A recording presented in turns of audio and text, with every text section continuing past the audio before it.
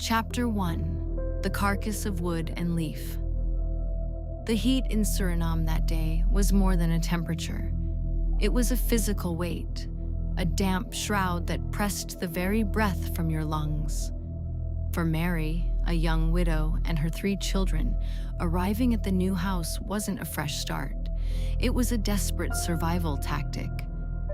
The house sat on the edge of a forgotten plot, where civilization withered and the rainforest began with hungry roots. From the front, it still resembled a proud wooden structure, but the rear was being slowly consumed by thick lianes and undergrowth that climbed the walls like strangling fingers. From the first-floor balcony, one looked out over a narrow, sluggish river. The water moved like liquid obsidian, dark and secretive. A narrow path, almost entirely choked by ferns and weeping leaves, wound from the backyard down to the water's edge. It was a view that could have been beautiful, were it not for the unnatural silence. No birds sang in the canopy behind the house. There was only the dry rustle of leaves moving when there was no wind. Mary wiped the sweat from her brow. She had no time for the melancholy of the landscape. Working 2 jobs that demanded her presence from dawn until long after dusk, this house was her only option. As she hauled the last of the boxes inside, a shiver raced down her spine that had nothing to do with the humid air. It was a prickle on the back of her neck, as if the house itself had been holding its breath, waiting for them. "You look after each other," she said, her voice raspy, to her eldest son, Henk. The 12-year-old nodded solemnly. He already felt the crushing weight of responsibility on his narrow shoulders.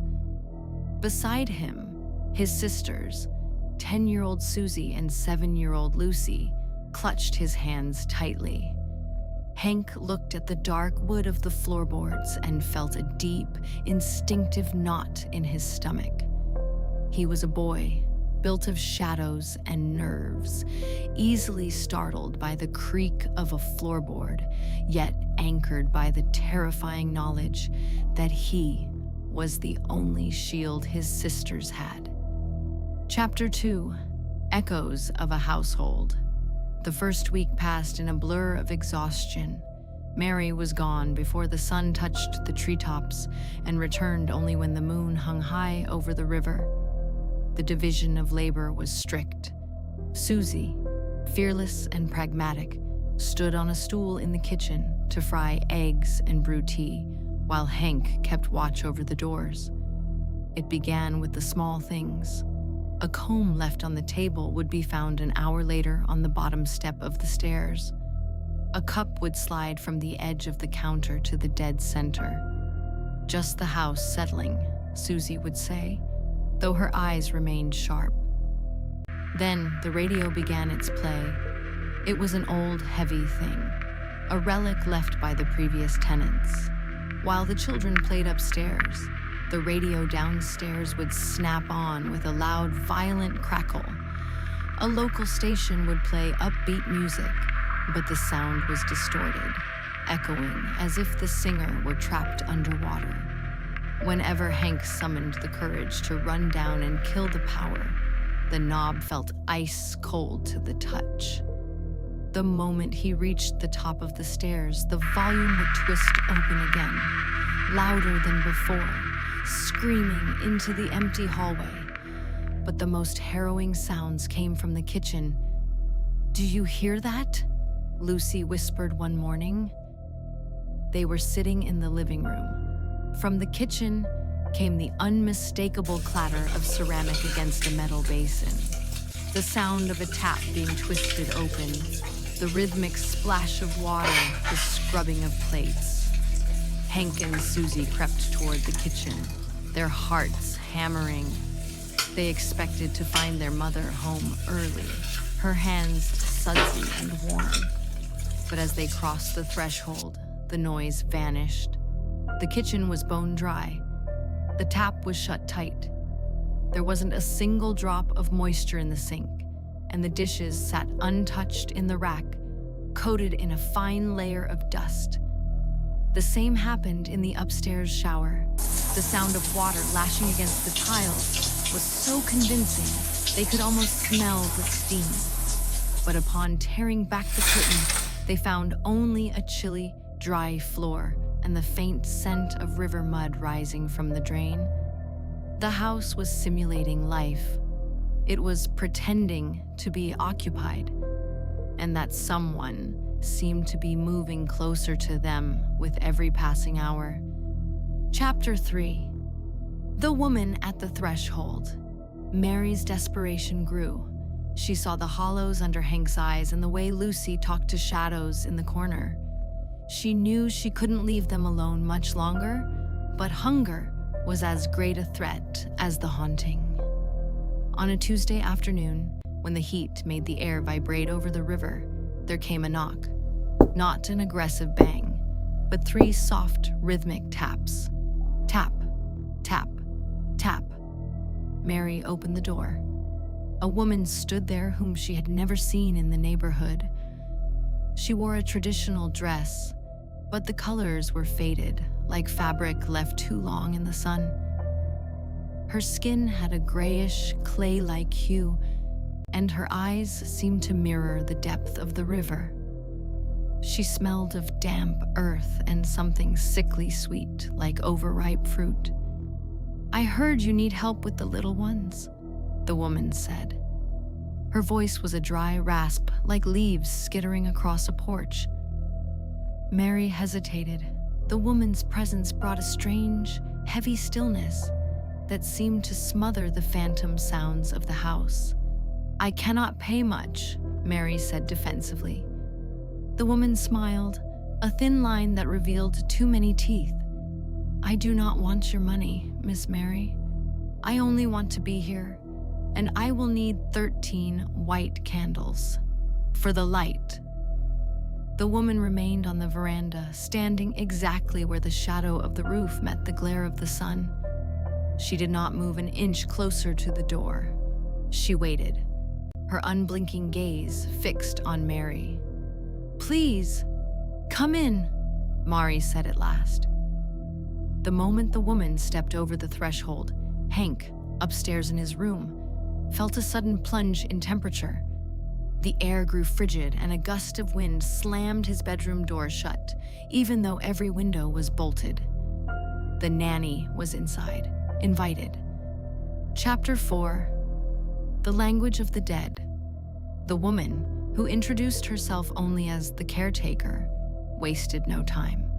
As soon as Mary departed for her evening shift, the atmosphere in the house shifted from uneasy to oppressive. She gathered the children in the center of the living room. The 13 candles were placed in a jagged circle on the floorboards. As she lit them one by one, she began to chant. It wasn't Dutch, nor Suriname, nor any language Hank had ever heard. It was a series of guttural clicks and low, vibrating hums that seemed to make the very walls of the house throb. Susie watched with narrowed eyes, her arms crossed, sensing a trap. Lucy, however, seemed mesmerized. Her pupils dilated until her eyes were nothing but black ink. She began to sway in time with the woman's incomprehensible words. "Stop it," Hank whispered, but his voice failed him. He felt as though his feet were rooted to the floor. Over the next few days, a terrifying pattern emerged. The woman would often take Lucy by the hand and lead her toward the back balcony. They would stand there for hours, staring down into the impenetrable wall of green vines that choked the space beneath the floorboards. One night, Hank woke up to a chilling silence. The phantom radio was quiet. The phantom dishes were still. He looked at Lucy's bed. It was empty. Panic, cold and sharp, cut through his usual cowardice. He stumbled out of bed and saw the door to the balcony standing wide open. The curtains lashed in the night breeze like ghostly limbs. There stood Lucy, She was balanced on the very edge of the wooden railing, her small arms spread wide as if she were preparing to fly or to let herself fall. "Lucy!" Hank screamed. He lunged forward, grabbing her waist and yanking her back onto the solid wood of the balcony. Lucy blinked, her eyes clearing as if waking from a deep sleep. She looked at Hank with utter confusion. "Hank, why are we outside? It's cold." She remembered nothing. She didn't remember the woman leading her there. She didn't remember the edge. As Hank clutched his sister, trembling, he glanced back at the open doorway. The heavy lace curtain was still settling, as if someone had just let go of it. Behind the thin fabric, a silhouette stood, tall, motionless, watching. He knew it wasn't Susie. Susie was fast asleep in the other room. He looked down, past the railing, into the dark mess of vines below. For a split second, the moon illuminated something pale deep within the foliage, something that looked horribly like a tangled rope swaying in the wind. Chapter 5. The sweetness of deception. To Mary, the woman was a miracle. Since the caretaker had arrived, the house felt lighter, cleaner. The oppressive heat seemed to stop at the front door, replaced by a cool, floral scent that Mary couldn't quite place. Perhaps jasmine, or the lilies that grew near the river. The woman, who now went by the name Miss Ilara, was always busy. She mended the children's clothes with invisible stitches and prepared soups that tasted of home and safety. "She's a godsend, Hank," Mary whispered one evening as she prepared to leave for her night shift. She looked at her son, noting his pale face. "Look at how Lucy smiles now. Even the radio has stopped that awful scratching." Hank wanted to scream. He wanted to tell her about the balcony, about the way Lucy's eyes had turned into black pits, and about the silhouette behind the curtain. But every time he opened his mouth, he felt a phantom pressure on his throat, like a cold hand tightening. Earlier that day, Miss Ilara had cornered him in the narrow hallway. She hadn't looked like a monster. She had looked like a kind, elderly neighbor, her hand resting gently on his shoulder. But her touch was unnaturally heavy, and her breath smelled of stagnant river water. "You're a good brother, Hank," she had whispered, her voice a low hum that vibrated in his teeth. "You want your mother to be happy, don't you? She works so hard. If you tell her your imaginations, she will worry. She might lose her job. And then where would you go?" She leaned closer, her unblinking eyes locking onto his. "The jungle is very hungry for little boys who speak too much. Stay quiet, Hank, for your mother's sake, or perhaps Lucy will go for another walk on the railing, and this time you won't be there to catch her." Hank had simply nodded, tears stinging his eyes. He was a coward, he knew it. But his cowardice was now his only way to keep Lucy alive. Chapter 6. The Seasoning of Suspicion. Susie was not like Hank. She didn't rely on feelings or shadows. She relied on what she could see and touch. While she appreciated the hot meals Miss Ilara provided, she noticed something peculiar during the Sunday dinner. Mary had bought a small bag of expensive sea salt from the market, a rare treat. As Susie helped set the table, she watched Miss Ilara serving the stew. The woman moved with a strange, fluid grace, but as she reached for the salt cellar to season the pot, she recoiled. Her hand jerked back as if the ceramic shaker were red-hot metal. "Is something wrong, Miss Ilara?" Susie asked, her eyes narrowing. The smell," Ilara stammered, the first crack in her composed mask. "I have an allergy, very rare. Salt. It inflames my skin. Please, keep it away from me." Susie didn't say anything, but she watched. She noticed how the woman never touched the food she cooked. She noticed how Ilara would walk a wide circle around the kitchen counter if a few grains of salt had been spilled. Later that night, Susie did an experiment. She took a small handful of salt and sprinkled a thin, almost invisible line across the threshold of the room she shared with Lucy. The next morning, the line was disturbed, not stepped over, but swept away with such violence that the wood underneath was scratched. Miss Ilara spent the morning staring at Susie with a look that wasn't kind or neighborly. It was the look of a predator realizing that the smallest sheep in the flock had grown horns. Chapter 7: The Static Ritual. The sun had dipped below the horizon, turning the river into a streak of bruised purple. Mary was gone. The house was silent, unnaturally so. Hank and Susie were in the living room, trying to keep Lucy occupied with a deck of cards. Miss Ilara was in the kitchen, or so they thought. Suddenly, the old radio in the corner began to hum. It wasn't the loud, violent crackle of the previous weeks. It was a soft, rhythmic pulsing. Thump, thump, thump, thump, like a heartbeat. "Hank, don't," Susie warned as her brother stood up. But the sound was hypnotic. As Hank approached the radio, the static cleared. Instead of music or news, a voice filled the room. It was Miss Ilara's voice, but it was layered, as if 100 women were speaking at once. She was chanting. The words were a jagged, guttural dialect that seemed to scrape against the inside of Hank's skull. "The light of 13, the radio whispered in English for a fleeting second before dissolving back into the unknown tongue. The rope that binds the earth to the dark." Lucy stood up, her cards falling to the floor.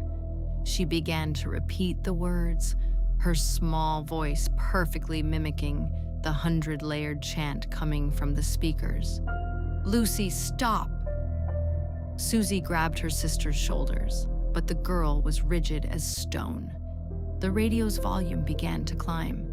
The wooden casing of the device started to bleed a dark, oily liquid that smelled of the riverbed. The chanting grew faster, more aggressive. Hank reached for the dial to turn it off, but as his fingers touched the plastic, he didn't feel a machine. He felt cold, leathery skin. The radio wasn't just playing a ritual, it was conducting one. Through the speakers, the children could hear the sound of something heavy being dragged across the balcony upstairs. Slide, thud, slide, thud.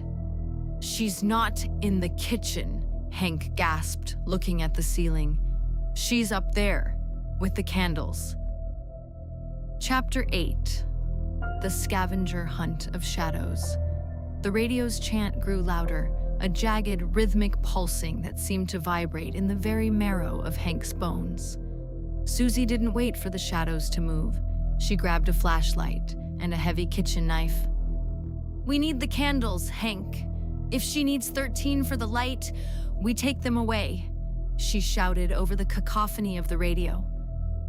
Fear, cold and paralyzing, gripped Hank.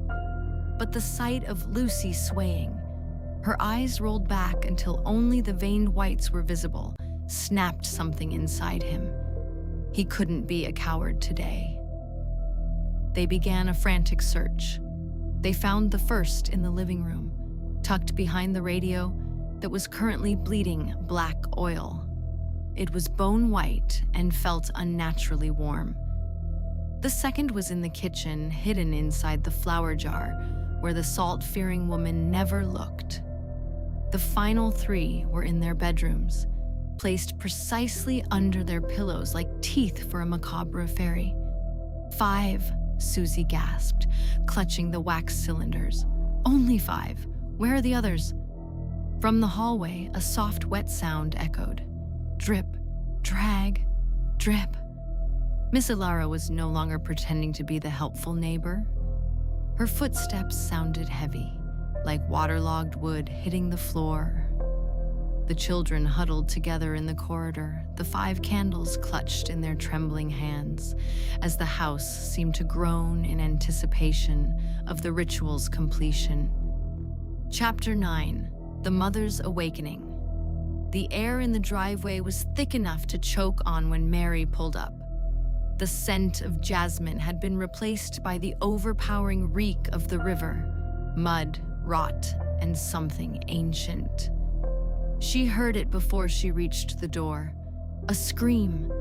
Not a scream of pain, but a collective shout of her children's names, raw with terror. Mary didn't hesitate. She burst through the front door, her eyes wide. The house she had thought was a sanctuary was now a nightmare of flickering shadows. She saw Hank and Susie guarding a catatonic Lucy in the hallway. "Mama, the candles! She needs 13!" Susie cried out. Mary's confusion lasted only a heartbeat before her survival instinct took over.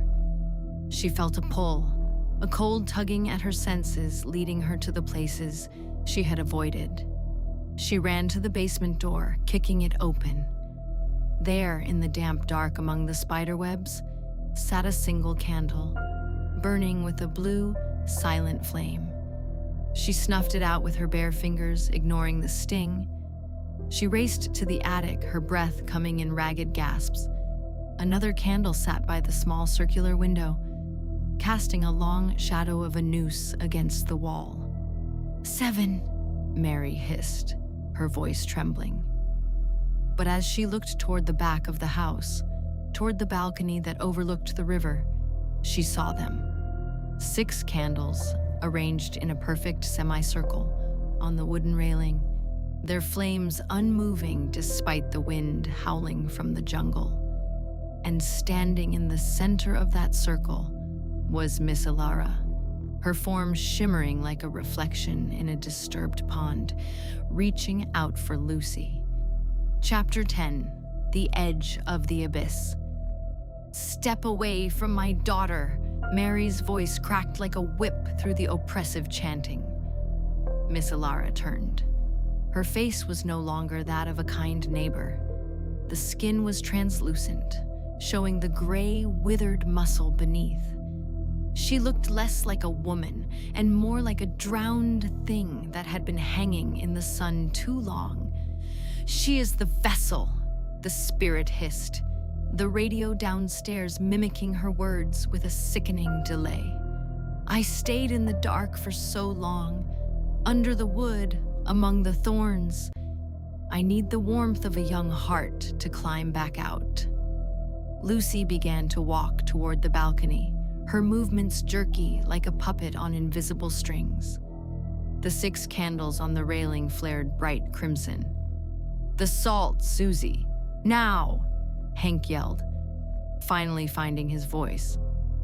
Susie reached into her pocket and threw a handful of the coarse sea salt she had hidden. It struck the spirit's shimmering form, and a sound like fat in a hot pan filled the air. The woman shrieked, her form flickering. Mary lunged for Lucy, grabbing her just as the girl's foot touched the edge of the railing. But the ritual wasn't over. The power of the remaining 6 candles was pulling them all toward the overgrown darkness below. "The balcony!" Hank pointed down. "The chanting isn't coming from her mouth. It's coming from under us." He looked through the gaps in the floorboards. Beneath the balcony, hidden by the impenetrable wall of vines and thorns, something was swaying. A shadow within the shadows. The source of the smell, the source of the radio's hum, and the final destination of the ritual. Chapter 11: The Compass of Fear. The balcony groaned under the weight of the supernatural struggle. Mary held Lucy with a grip born of pure maternal desperation, while Susie stood her ground, the salt shaker trembling in her hand. But Hank, the boy who jumped at his own shadow, was looking elsewhere. He wasn't looking at the shimmering, grotesque form of Miss Ilara. He was looking at the floorboards. The chanting from the radio was no longer just sound. It was a physical vibration coming from directly beneath his feet. "The path," Hank whispered, his voice cracking. "The narrow path to the river. It doesn't go around the house. It goes under it." While the others were locked in a battle of wills, Hank grabbed a rusted machete from the hallway, a tool he had been too afraid to even touch until now. He didn't run away. He ran down the stairs, out the back door, and into the wall of thorns that choked the space beneath the balcony. The vines were like cold, wet snakes. They scratched at his face and tangled in his hair. Every instinct told him to turn back, to hide in his room under the blankets. But then he heard Lucy's voice from above, a hollow, rhythmic chant that wasn't hers. "I am not a coward," he sobbed, swinging the blade. Whack! Whack! The vegetation gave way, revealing a hidden hollow beneath the wooden pilings of the house. The air here was stagnant, tasting of ancient dust and copper. And there, dangling in the perpetual twilight of the undergrowth, was a shape. It was wrapped in the same faded fabric as Miss Alara's dress, swaying gently in a draft that shouldn't have existed. Hank stared into the hollow sockets of the woman who had never left. She hadn't just died. She had become part of the foundations. Chapter 12. The Salt and the Sacrifice. "I found her!" Hank's scream pierced through the floorboards. Upstairs, Miss Alara's form flickered violently. She let out a sound that wasn't human, a screech of static and wind. Mary, seeing her chance, shoved the spirit back toward the railing while Susie emptied the remaining salt into the circle of candles. "Hank, the gasoline! Now!" Mary shouted. Hank reached for the red canister they kept for the generator. His hands shook so hard he nearly dropped it, but he doused the hanging remains and the dry, brittle vines surrounding it. He gathered the 13 white candles, the 5 they had confiscated, and the 8 Mary had snatched from their hiding places, and threw them into the puddle of fuel at the corpse's feet. "For my sisters," Hank whispered, striking a match. The flame didn't just catch, it roared. As the fire consumed the wax, the salt, and the silk-wrapped bones, the house above them began to scream. The radio downstairs exploded in a shower of sparks. On the balcony, Miss Alara's shimmering form was dragged downward, as if gravity had suddenly reclaimed her. She didn't disappear into thin air. She was pulled through the wood, her fingernails scratching desperate, deep grooves into the floorboards until she was swallowed by the inferno below. The heat was immense. The smell of burning salt was sharp and medicinal, cutting through the rot. For a moment, the entire backyard was as bright as noon. Then, with a final, mournful sigh from the wind, the body collapsed into ash, and the chanting stopped. Chapter 13. The Silent River. The sun rose over the Suriname River, painting the water in shades of gold and blood. Mari and her children sat on the front porch, huddled together under a single blanket. They were covered in soot and scratches, but they were breathing. The back of the house was charred, the balcony half collapsed, and the thick vines were now nothing but blackened skeletons. The caretaker was gone. The house felt empty. Not the empty of a haunted place, but the empty of a grave that had finally been closed. "Is it over, Mama?" Lucy asked, her voice small and back to its natural, youthful lilt. Mary kissed the top of her head. "Yes, baby, it's over." But Hank remained silent. He looked at his hands, still smelling of gasoline and old wax. He looked back at the house, the dark windows, the silent hallway.